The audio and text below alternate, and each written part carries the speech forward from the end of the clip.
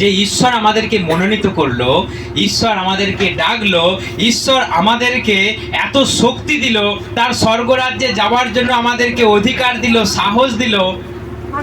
আমরা কোথায় গিয়ে হারিয়ে যাচ্ছি?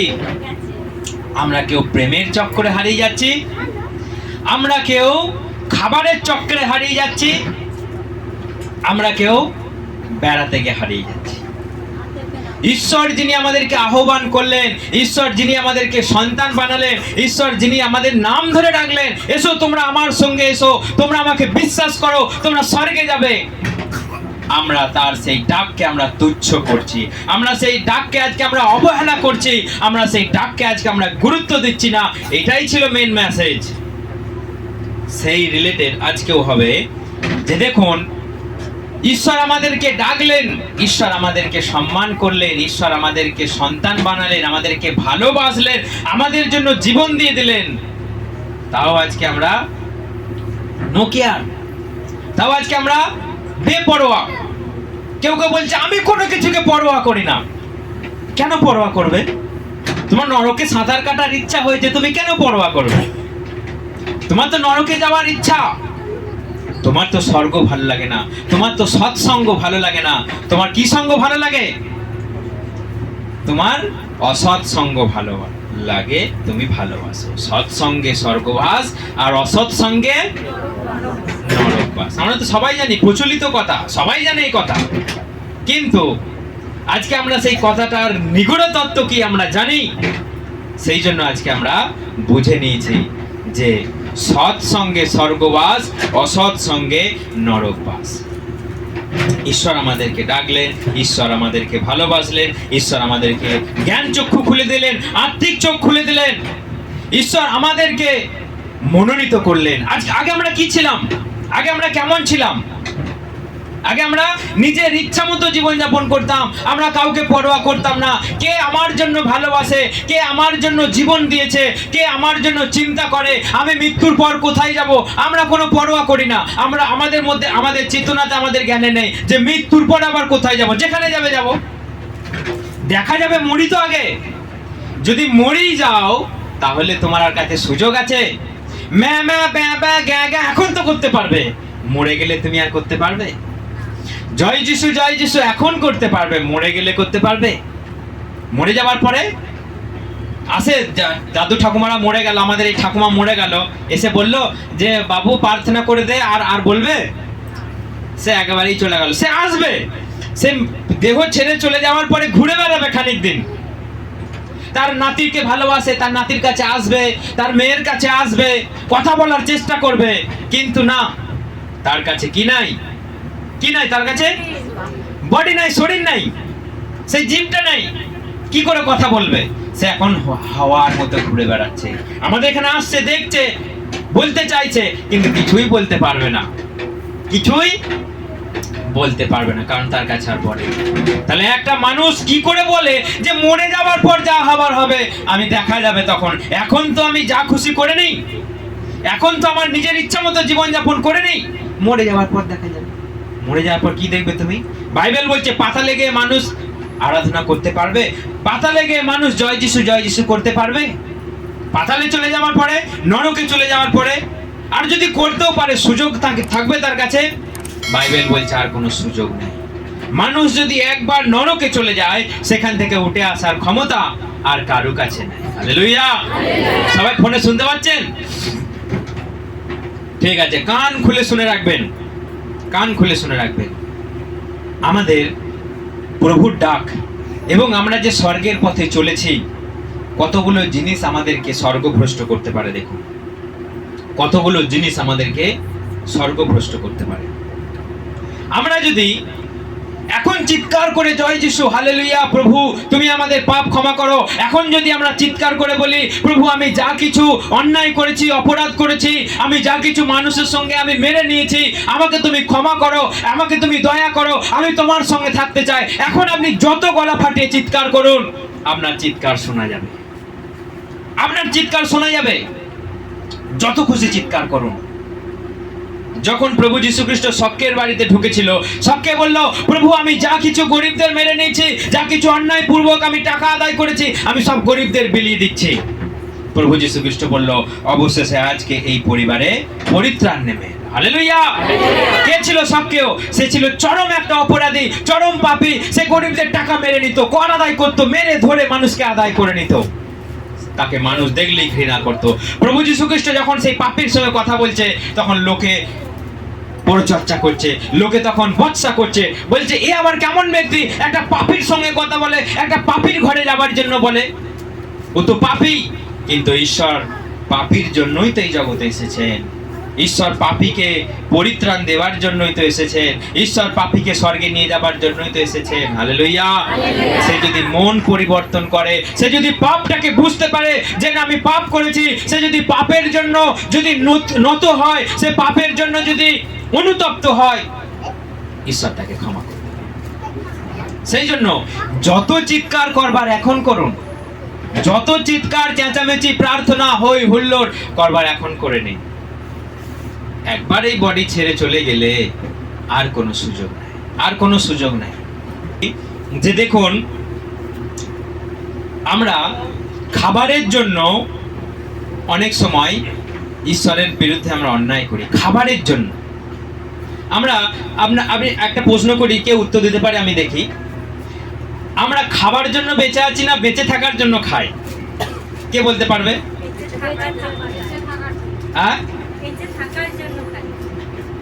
খাবার জন্য কে কে বেঁচে আছে?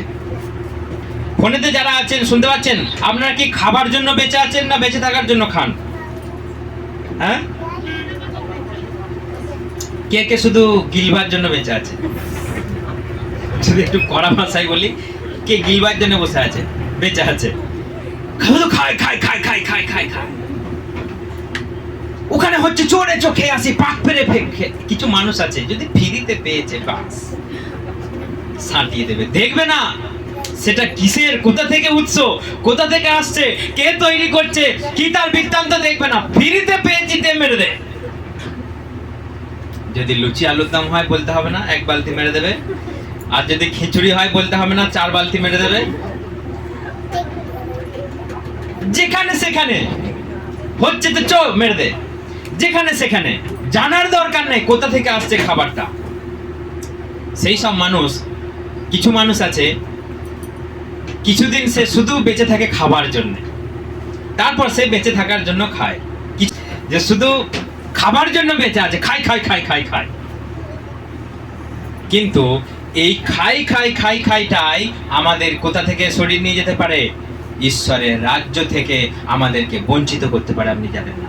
দেখুন এখানে আমার সঙ্গে বাইবেল খুলুন সবাই, আদি পুস্তক 25 অধ্যায়, আদি পুস্তক 25 অধ্যায় বার করুন।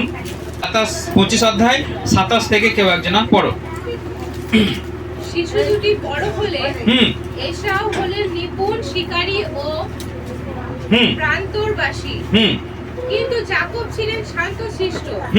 সবাই মন দিয়ে শুনবেন, আমি প্রশ্ন ধরবো, বলতে না পারলে আর বলছি না। তিনি তাঁবুতে থাকতেন। ইসহাক এসাওকে বেশি ভালোবাসতেন, কারণ তার শিকার করে আনা পশুর মাংস তিনি খেতেন। তিনি রেবেকাকে ভালোবাসতেন, যাকবকে। একদিন যাকব ডাল রান্না করেছিলেন। একদিন যাকব রান্না করেছে, ডাল রান্না করেছে। তারপর এমন সময় এসাও প্রান্তর থেকে ক্ষুধা তৃষ্ণায় ক্লান্ত হয়ে ফিরলেন। তিনি যাকবকে বললেন, ওই লাল রঙের স্যুপ আমাকে খেতে দাও, আমি বড় ক্ষুধিত। এই কারণেই তার নাম হলো ইদোম, মানে লাল। যাকব তাকে বললেন, আগে তুমি আমার কাছে তোমার জ্যেষ্ঠ পুত্রের অধিকার বিক্রি করো। এসব বললেন, দেখো আমি মরতে চলেছি, জন্মগত অধিকার নিয়ে আমি কি করব? যাকব বললেন, তাহলে আজ তুমি আমার কাছে শপথ করো। এসব তার কাছে শপথ করে নিজের জন্মসত্ত্ব যাকবের কাছে বিক্রি করে দিলেন। যাকব তখন এসবকে রুটি ও মসুর ডাল খেতে দিলেন। খাওয়া দাওয়া সেরে এসব চলে গেলেন। এইভাবে এসাও তার উত্তরাধিকার অবহেলা করলেন। হালেলুয়া। এসাও কি করলেন? তার উত্তরাধিকার, পরবর্তীকালের সে যে অধিকার পাওয়ার সব কিছু কি করে দিল? তার ছোট ভাইয়ের হাতে বিক্রি করে দিল। কিসের জন্য? খাবার জন্য। সে জঙ্গল থেকে ঘুরে এলো, শিকার মেরে মেরে ক্লান্ত হয়ে গেছে তেষ্টায়। সে মরি বাঁচি হয়ে বাড়ি ফিরে এসে যাকব তখন কি করেছিল? ডাল রান্না করেছিল। সে ভালো করে ডাল আর ভাত রান্না করেছে। যে এসাও বলল, আমাকে তাড়াতাড়ি তুমি খেতে দাও, আমাকে তাড়াতাড়ি তুমি খেতে দাও, তা না হলে আমি মৃতপ্রায়, আমি মরতে চলেছি। যাকব বলছে, তাহলে তুমি আমাকে তোমার বড় দাদার পদটা আমাকে বিক্রি করে দাও। মানে এসাও ছিল বড় দাদা আর যাকব ছিল ছোট। তো হিসাব অনুযায়ী ইসাক তার সম্পত্তি কাকে দেওয়ার ছিল?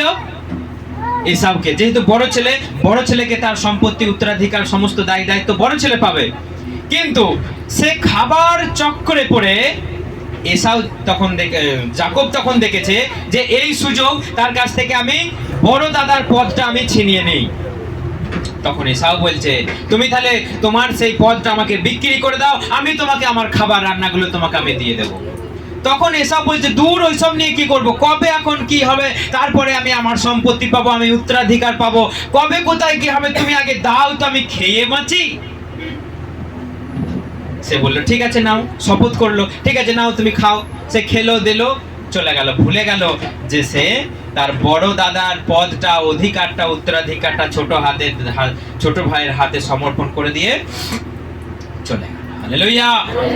দেখুন, খাবার, আমরা যদি এই খাবারটাকে যদি কন্ট্রোল করতে না পারি, খাবারের জন্য আমাদের জীবনে অনেক অভিশাপ আসতে পারে। আপনি জানেন না খাবার হচ্ছে এমন একটা জিনিস, খাবারের মধ্য দিয়ে শয়তান ঢুকে যাবে আপনার ভেতরে, আপনি যখন লোভ সামলাতে পারবেন না। সেই জন্য ঈশ্বর আমাদেরকে, প্রভু যীশু খ্রিস্ট শিখিয়েছে যে কোনো বস্তু, কোনো বাড়িতে যে খাবার সময় আপনি সেটাকে প্রার্থনা করুন, ঈশ্বরের হাতে সূচি করুন, সমর্পণ করুন, দিয়ে সেটা খান। অনেক জায়গা থেকে অনেক কিছু খাবার আমরা নিয়ে চলে আসি, দিয়ে আমরা সেটাকে গ্রহণ করে নিই। আমরা বুঝলাম না এটা খেলে কি আমার শারীরিক উন্নতি হবে, আমার আত্মিক উন্নতি হবে, না এটা খেলে আমার অবনতি হবে, আমরা বুঝলাম না।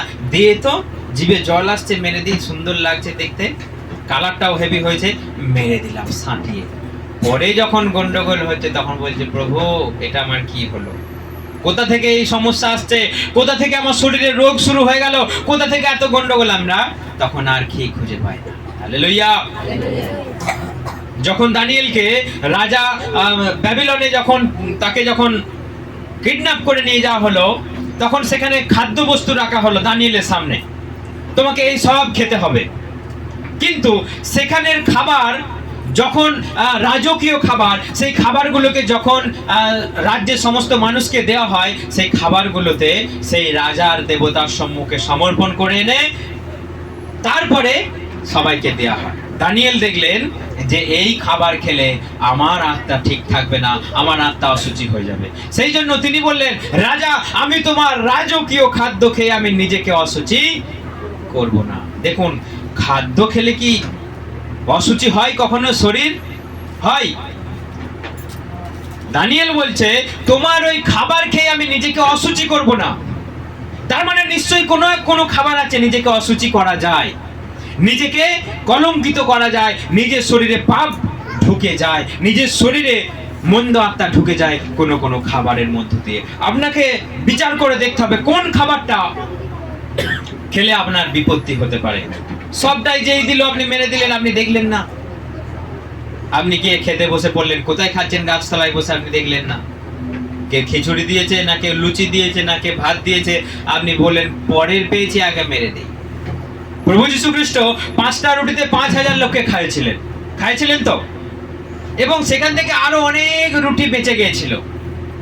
তো প্রভু যীশু খ্রিস্ট সেই দিনের কাজের পরে যেখানেই প্রভু যীশু দাঁড়িয়ে প্রচার করছে, লোকে ভিড়ের ঠেলায় অন্ধকার। তো যখন একদিন প্রভু যীশু খ্রিস্ট প্রচার করছে, দলে দলে লোক আসছে, প্রভু যীশু খ্রিস্ট ডাইরেক্ট বললে, তোমরা কিসের জন্য আমাকে অনুসরণ করছো? তোমরা কি পেট ভরে রুটি খেয়েছিলে বলে আমাকে অনুসরণ করছো? ঠিক তোমাদের, যারা এই জগতের খাদ্যের জন্য ছুটে বেড়ায়, যারা এই জাগতিক খাদ্য, যে খাদ্য খেলে মানুষ মৃত্যুবরণ করে এবং যেই খাদ্য খেলে অনন্ত জীবন পায়, সেই খাদ্যের পিছনে মানুষ ছোটে না। যেই খাদ্য সাময়িক জীবনযাপন বাঁচার জন্য খেতে হয়, সেই খাদ্যের পিছনে তোমরা ছুটে বেড়াচ্ছ।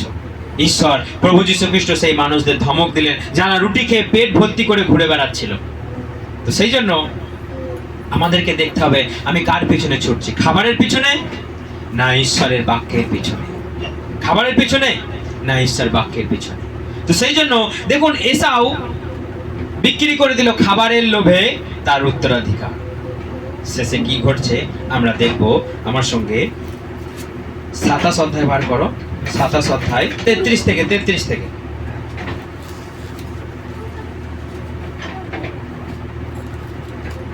তবে শিকার করা মাংস আমার কাছে যে এনেছিল সে কে? তোমার আসার আগে আমি তা ভোজন করে তাকে আশীর্বাদ করেছি, আর তাই হবে চূড়ান্ত। পিতার মুখে এ কথা শুনে এসাও তীব্র তিক্ত কণ্ঠে চিৎকার করে বললেন, বাবা তাহলে আমার কি হবে? আচ্ছা, অন্য কোন একটা ভার্সন দেখি এই 34টা পড়ার জন্য।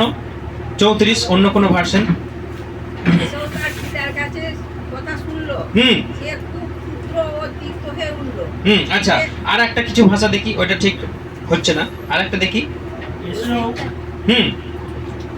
এসেও তার বাবার কথা শুনে এক বুক ফাটা কান্নায় ভেঙে পড়লে। কেমন? বুক ফাটা কান্নায় ভেঙে, বুক ফাটা কান্না। আচ্ছা, আর কারো ভাষাতে কিছু লেখা আছে? এটাই কি লেখা রয়েছে এইটাতে? একই লেখা আছে। আচ্ছা ঠিক আছে। তো বুক ফাটা কান্না, আমরা এই শব্দটা শুনলে তো বুঝতে পারি যে কেমন এটা, বুক ফাটা কান্না। কিন্তু সাধু ভাষাতে লেখা রয়েছে যখনই এসাও শুনলেন যে তার বাবা ইসাক তাকে সমস্ত আশীর্বাদ করে দিয়েছে আর কোনো আশীর্বাদ নাই, তখন সে, বাইবেল বলছে, সে ব্যাকুল হয়ে মহা চিৎকার হয়ে বলছে, বাবা আমার জন্য কি আর কোনো আশীর্বাদ নেই? তুমি কি সবই যাকবকে করে দিলে? মহা চিৎকার করছে। আমি যেটা আগে বলছিলাম, আপনার যদি মহা চিৎকার করবার হয় এখন করুন, মরে যাবার পর আর কোনো চিৎকার করবেন না। এখানে বাইবেল বলছে যাকব ছলে বলে কৌশলে তার পিতা ইসাকের কাছ থেকে সমস্ত আশীর্বাদটাকে কেড়ে নিলেন। কারণটা কি? সে কয়েক বছর আগে তার উত্তরাধিকার, তার দাদার পদটাকে বিক্রি করে দিয়েছিল খাবারের চক্রে। তো একদিন ইসাক বলছে তার বাবা বড় বুড়ো হয়ে গেছে, বৃদ্ধ হয়ে গেছে, চোখে দেখতে পায় না, তার খুবই তার এসাউকে তিনি ভালোবাসেন। এসাউকে বললেন, তুমি জঙ্গলে যাও, শিকার করে হরিণের মাংস নিয়ে এসে আমাকে তুমি রান্না করে দাও, আমি প্রাণ ভরে খেয়ে তোমাকে আশীর্বাদ করব। এসাউ অমনি সঙ্গে সঙ্গে চলে গেল, তীর নিয়ে সে হরিণ শিকার করতে চলে গেল জঙ্গলে। এইদিকে তার মা রেবেকা ছোট ছেলে যাকবকে ভালোবাসতো, যাকবকে বলল, তোর বাবা এসাউকে আশীর্বাদ করে দেবে, বলেছে যা হরিণের মাংস আনগা, রান্না করে আমাকে দেখে আমি তোকে প্রাণ ভরে আশীর্বাদ করব। তুই এক কাজ কর, তুই ভালো একটা ছাগল দেখে নিয়ে আয়, আমি রান্না করে দিচ্ছি, তুই গিয়ে খেয়ে তুই তোর আশীর্বাদটা তুই নিয়ে নিগা বাবার কাছ থেকে। দেখুন এখানে একটা চক্র চলছে, কৌশল চলছে। এসাও যখন চলে গেল জঙ্গলে শিকার করতে, তখন অমনি রেবেকা কি করলো, তার স্ত্রী, ইসাকের স্ত্রী, সে জানে সে কেমন মাংস খেতে পছন্দ করে, সে অমনি সুন্দর একটা ছাগলের মাংসের ঝোল রান্না করে যাকবকে দিল। যাকব নিয়ে গিয়ে বলল, বাবা আমি এসে গেছি। কিন্তু ইসাক তো জানে তার ছোট ছেলে যাকবের গলা, বলছে তুমি তো যাকবের মতো গলা। বলছে না বাবা আমি এসাও। বলছে কাছে এসো পুত্র, কাছে এসো। কিন্তু এসাওয়ের শরীরটা কেমন? অনেক লোমে ভর্তি। তখন রেবেকা কি করেছে, একটা ছাগলেরই চামড়া নিয়ে গিয়ে ওর গায়ে লাগিয়ে দিয়েছে। তখন বলছে এসো, কাছে এসো। তখন গায়ে হাত দিয়ে দেখছে এটা তো এসাও, কিন্তু গলাটা তো যাকব। এটা কনফিউশনের মধ্যে হলো। বলে যাই হোক, তুমি এনেছো সুগন্ধ, কি সুন্দর গন্ধ, অনেকদিন পাইনি এই মাংসের ঝোল, তুমি দাও আগে খাই। এখানেও খাবার চক্র। তো তখন সে খাবারটা খেয়ে 27 থেকে পড়ো। তাকে এই বলে আশীর্বাদ করলেন, দেখো আমার পুত্রের সৌরভ প্রভু পরমেশ্বরের আশীষ ভূমির সৌরভের মতো। ঈশ্বর তোমাকে আকাশের শিশির দান করে তোমার ভূমির উর্বরতা বৃদ্ধি করুন, দান করুন প্রচুর শস্য ও দ্রাক্ষারস। জাতিবৃন্দ তোমার দাস বৃদ্ধি করবে, জাতিবৃন্দ তোমার দাস হয়ে যাবে। তারা তোমাকে করবে তোমার প্রণিপাত, তারা তোমাকে প্রণাম করবে, জ্ঞাতিবর্গের উপর কর্তৃত্ব করবে তুমি। সমস্ত আত্মীয় স্বজন জ্ঞাতি কুটুম্ব গ্রামের উপরে তুমি দায়িত্বপ্রাপ্ত হবে। তারপর তোমার সহোদরগণ হবে তোমার অধীন, তোমার ভাইয়েরা তোমার দাদারা সবাই কি হবে?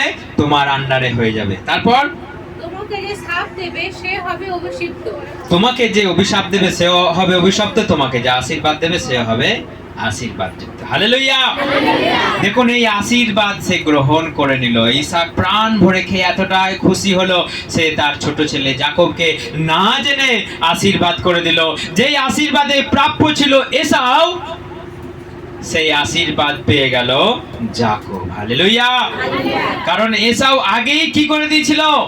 খাবারের চক্রে, খাবার খেয়ে প্রাণ বাঁচানোর চক্রে সে কি করে দিয়েছিল?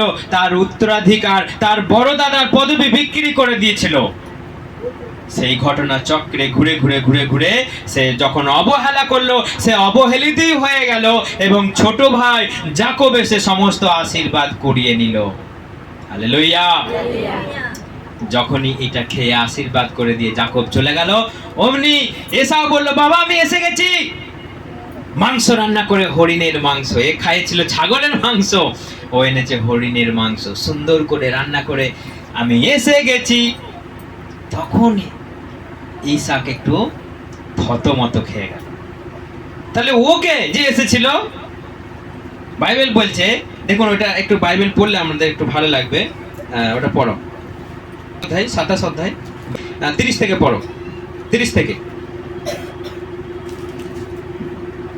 ইসাহাকের আশীর্বাদ দান শেষ হলে যাকব চলে গেলেন, আর ঠিক সময়েই তার ভাই এসব শিকার করে ফিরে এলেন। তিনিও সুস্বাদু খাবার তৈরি করে পিতার কাছে এনে বললেন, পিতা আপনি এবার উঠে বসে আমার শিকার করা মাংস ভোজন করুন আর আমাকে আশীর্বাদ করুন। ইসাহাক বললেন, তুমি কে? তিনি উত্তর দিলেন, আমি আপনার জ্যেষ্ঠ পুত্র এসো। ইসাহাক তখন অত্যন্ত বিচলিত হয়ে দেখুন যখন এই কথাটা শুনলো, তুমি কে?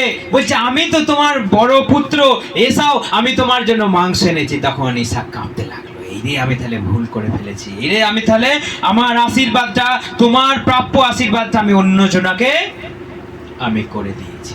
তখন সে কাঁপতে লাগলো, কাঁপতে কাঁপতে বলল, বাবা আমি তো আগেই তো মাংস খেয়ে আমি তো যা আশীর্বাদ ছিল সব করে দিয়েছি, আর তো একটা আশীর্বাদও পড়ে নেই।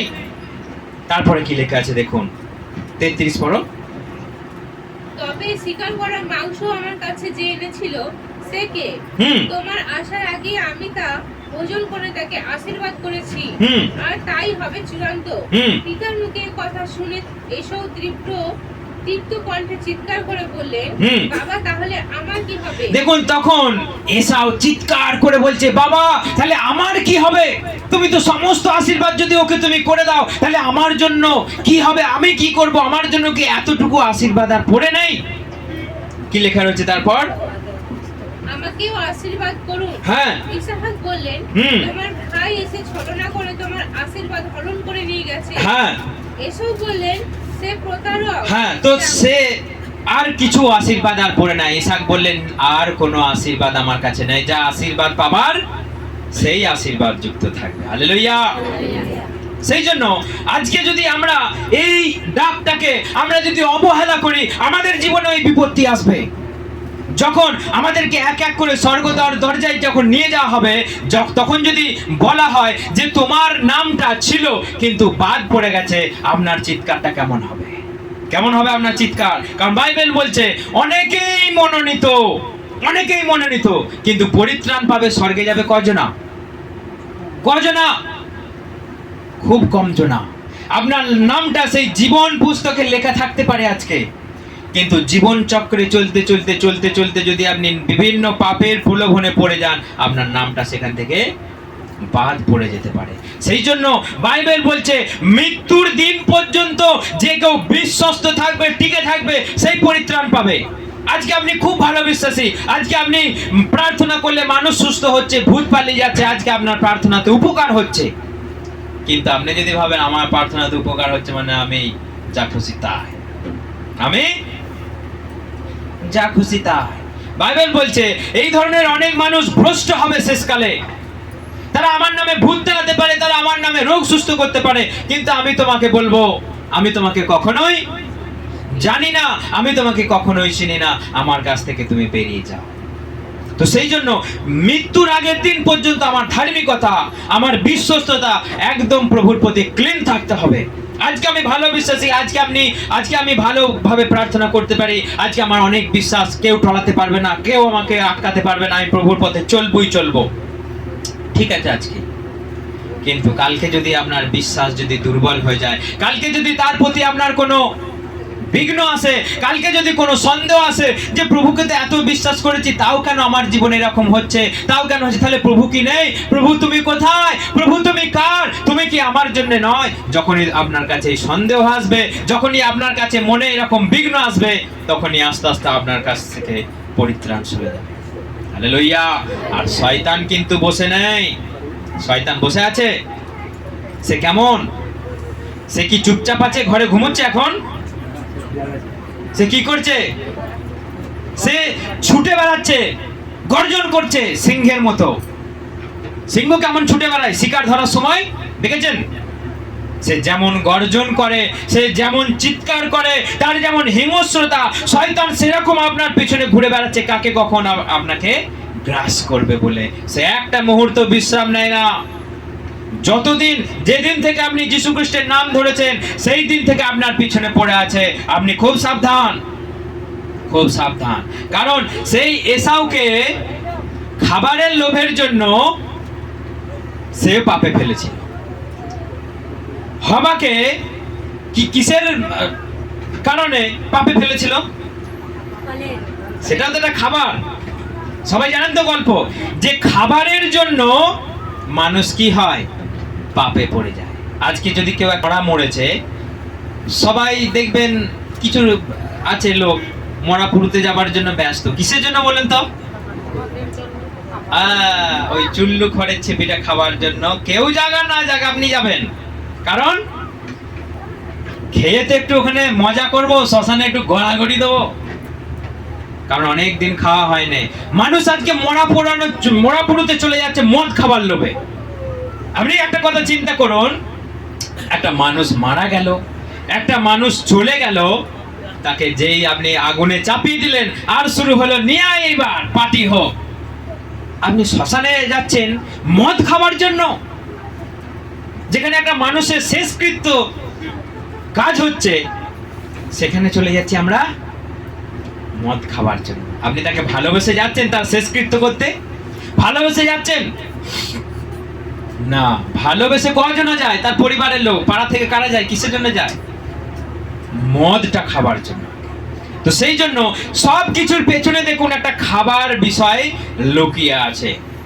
হবা দেখলো খাবারটা খুব সুন্দর, যাই বলুক খাবারটা দেখতে খুব সুন্দর, ফলটা হেভি লাগছে, লাল টকটকে, সে পেরে খেয়ে নিল আর জগতে পাপ প্রবেশ করল। সব কিছুর পিছনে আছে খাবার। এসাও বললো আগে দাও, আমি খেয়ে আগে বাঁচলে, একটা কথা আছে না, নিজে বাঁচলে বাপের নাম, আগে দাও আমি খেয়ে বাঁচি, তারপর দেখা যাবে কি হবে। শয়তান তার ভিতরে তাকে বলছে তুই আগে খা তো, তোর উত্তরাধিকার নিয়ে কি হবে, তোর জ্যেষ্ঠাধিকার নিয়ে তোর কি হবে, তুই পরে কি হবে, তুই আগে বাঁচতো, আগে দিচ্ছে খেয়ে নে তো, তুই বিক্রি করে দিত, তুই ওটা ভাবেই না চিন্তা, আমি আছি। তার মনে হয়তো এটা বলেছিল, সন্দেহটা জাগিয়েছিল। সে অমনি খেয়ে নিল আর তার কাছ থেকে সত্যি উত্তরাধিকারটা চলে গেল। পরবর্তীকালে যখন আশীর্বাদ পাবার সময় এলো, শেষ সময় এলো, ইসাকের আশীর্বাদ করবার সময়, সে সমস্ত আশীর্বাদ থেকে বঞ্চিত হলো। হালেলুয়া। সমস্ত আশীর্বাদ থেকে বঞ্চিত হলো। তখন চিৎকার করছে। তখন চিৎকার করলে কি হবে? তুমি তোমার পূর্বের জীবনটাকে ভেবে দেখো, তুমি কি করেছিলে। স্বর্গ থেকে যদি তুমি বঞ্চিত হও, স্বর্গ থেকে তুমি ভ্রষ্ট হও, তুমি চিন্তা করো তুমি এখন কেমন জীবনযাপন করছো। তুমি এখন কেমন জীবনযাপন করছো? সারাদিন কি তোমার সামনে ফোন? কারণ এখন খাবার আর ফোন, এই দুটো জিনিসই কম্পিটিশন আছে মার্কেটে। একটা মানুষকে ফোনই বিপথে নিয়ে চলে যেতে পারে। একটা মানুষের কাছে যদি ফোন থাকে, সে প্রভু থেকে অনেক দূরে চলে যেতে পারে। এটাই এখনকার সব থেকে একটা ট্রেন্ডিং চলছে, মার্কেট চলছে, যে ফোনই একটা মানুষকে প্রভু থেকে সরিয়ে নিয়ে চলে যেতে পারে। কারণ ফোনের মধ্যে শিক্ষা, ফোনের মধ্যে ভিডিও, ফোনের মধ্যে যাবতীয় চ্যাটিং, ফোনের মধ্যে প্রলোভন, আজকে ছড়াছড়ি। শয়তান কি করে ঢুকবে মানুষের ভেতরে? যে খুঁজে বেড়াচ্ছে, কিন্তু একটা মক্ষম অস্ত্র পেয়ে গেছে। সেটা কি?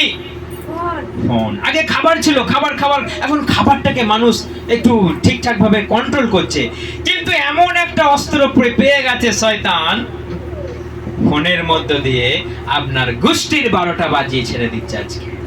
হালেলুয়া। কারণ যেখানে ফোন আছে, একটা মানুষ 24 ঘন্টায় কতক্ষণ ফোন ঘাটে জানেন? 24 ঘন্টায় 3-4 রকমের আজকে মিডিয়া আছে, সোশ্যাল মিডিয়া। প্রথম কথা হচ্ছে ফেসবুক, একটা ইন্টারেস্টিং বিষয়। দ্বিতীয় কথা হচ্ছে ইনস্টাগ্রাম, তৃতীয় কথা হচ্ছে টুইটার। এটা হয়তো অনেকটা কম একটু বিস্তার লাভ করেছে, কিন্তু ফেসবুক, ইনস্টাগ্রাম, ইউটিউব এগুলো এত মানুষের মধ্যে চমকপ্রদভাবে মানুষের ভেতরে ঢুকে গেছে, আপনার 12টা বাজিয়ে ছেড়ে দিচ্ছে। কতক্ষণ আপনি ঈশ্বর করবেন? দূর একটু দেখি, দূর। আপনি ফোনটা রেখেছেন কাছে, প্রার্থনা করছেন হালেলুয়া হালেলুয়া, প্রভু যিশু নাম সমগ্র জগতে। কই কই কই কই একটা মেসেজ এসে গেল। তখন দেখে মেসেজটা খুলে, হ্যালো, তুমি কি করছো? এই যে আমি এখন একটু বসে আছি, গান করছি। ও, তোমরা এটা রোজই করো? হ্যাঁ, আমরা রোজই করো। এই দেখো আমরা গান করছি, এই দেখো, দেখতে পেয়েছো আমাদের এখানে। বাস, সেখানে ঢুকে গেল। একটা মেসেজে যখনই সাউন্ড পেল, সে তার ভেতরে তখন বাইবেলটাকে, ঠিক আছে, জয় যিশু, খুব যত্ন করে রেখে দিল। হ্যাঁ বলো, তারপর বলো, সব বাড়ি ঠিক আছে? কবে দেখা হবে? কারণ এটা হচ্ছে ধ্রুব সত্য। এইটাই আজকে আমাদের জীবনে প্রভু থেকে আজকে আমাদেরকে লিঙ্কটাকে কাটিং করে দিচ্ছে। এইটার জন্যই আমাদের জীবনে দুর্দশা নেমে আসছে। কতজনকে সাবধান করলাম, আমি পরোয়া করি না, আমি কেয়ার করি না। তো সেই জন্য আজকে সব থেকে মারাত্মক অস্ত্র শয়তান পেয়ে গেছে।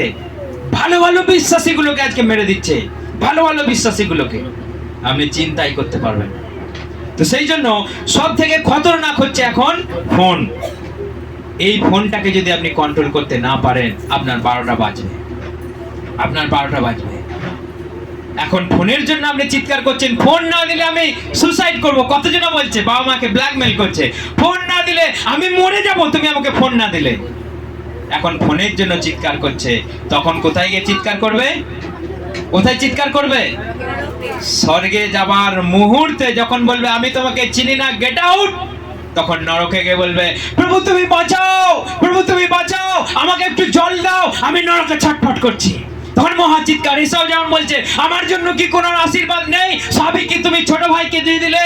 পিতা বলছে না, তোমার জন্য আর এতটুকু আশীর্বাদ নেই। আপনার বুক ফাটা কান্না, তখন আপনি কাউকে বোঝাতে পারবেন না। অনেক বলেছিল পাস্টার, অনেক বুঝিয়েছিল, কিন্তু আমি শুনিনি। হায়, বাইবেল বলছে বুকে করাঘাত করবে, বিলাপ করবে, যখন তিনি আসবেন পিতার মহিমায় এই জগৎকে শাসন করতে, এই জগৎকে তিনি বিচার করতে যখন আসবেন। যারা তার জন্য অপেক্ষা করছে তাদেরকে যখন তিনি নিয়ে চলে যাবেন, তখন কেউ কেউ বলবে হায়, আমি শুনেছি কিন্তু বিশ্বাস করিনি, আমি জানতাম ধর্ম আচরণ কি, আমি জানতাম পবিত্রতা কি, আমি জানতাম ঈশ্বরের বাক্য কি, আমি শুনিনি। আমি হে হে করে পুজোতে এসেছে, আজকে একটু না খেলে আজকে একটু খেয়ে নেই নাকি, আজকে একবার খাবো তো কি হবে।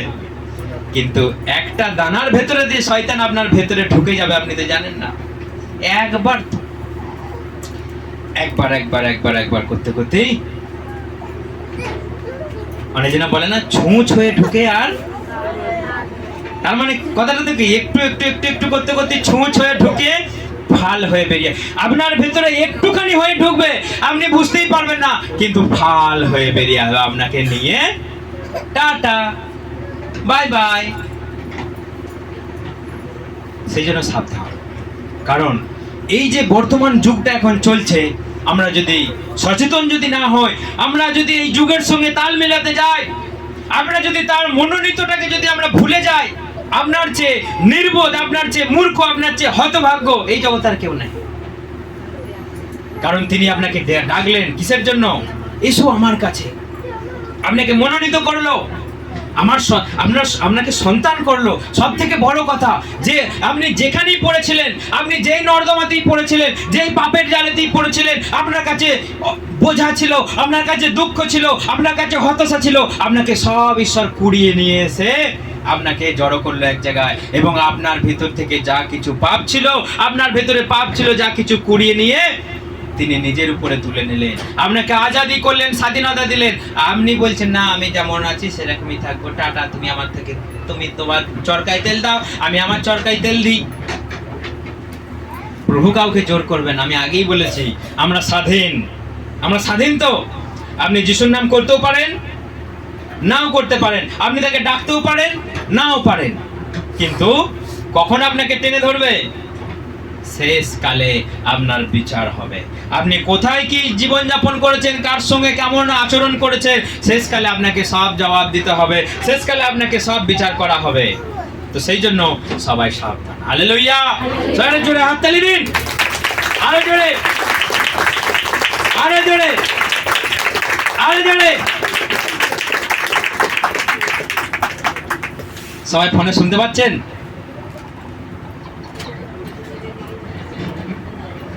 কারণ আমাদের মধ্যে অনেক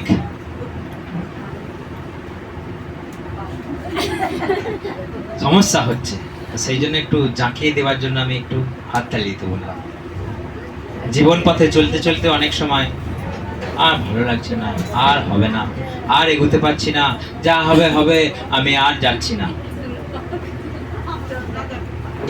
মানে আমাদের যেমন বসে থাকতে থাকতে যেমন একটা ঝিমুনি ধরছে, প্রভুর পথে চলতে চলতেও আমাদের এই ঝিমুনিটা কখনো কখনো আসবে।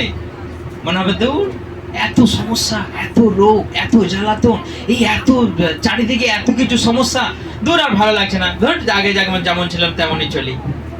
শয়তান আপনার জীবনে এই ঝিমুনিটা নিয়ে আসবে, এই অবিশ্বাস, এই সন্দেহটা নিয়ে আসবে। সেই জন্য আজকে আমাদের এই দুর্দশা, সেই জন্য আজকে আমাদের এই অবস্থা, এত কিছু আমাদের চাপ। প্রভু যে সরু দরজা দিয়ে ঢোকো, তার সঙ্গে আবার এই যিশুর নাম নেই, এত অশিক্ষা। কোথায় যাবো রে বাবা, কোথায় গেলে আমি বাঁচবো?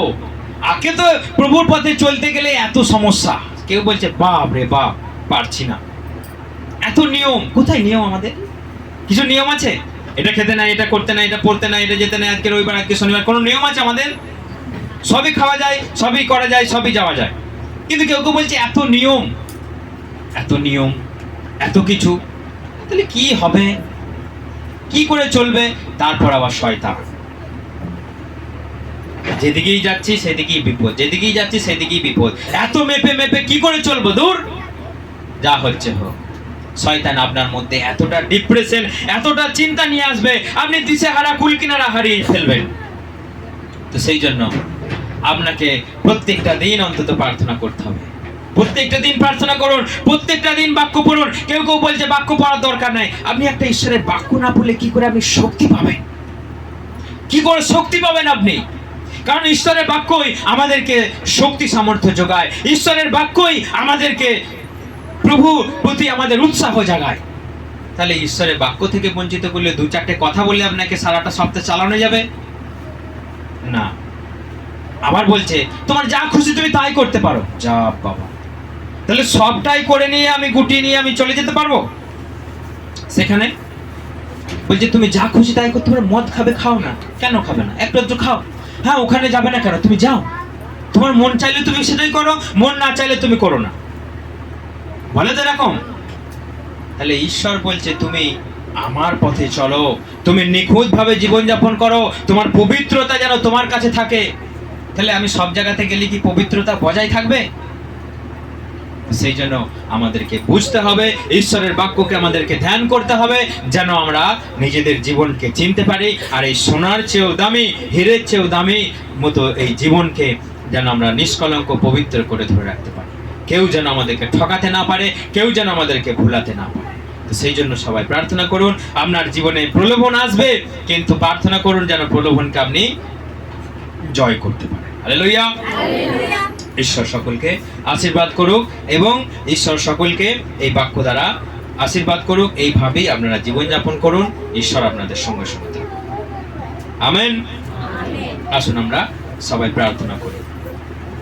আমরা সবাই প্রার্থনা করি, আসুন যেন জীবনের শেষ দিন পর্যন্ত আমরা এই বাক্য অনুযায়ী জীবনযাপন করতে পারি এবং যেন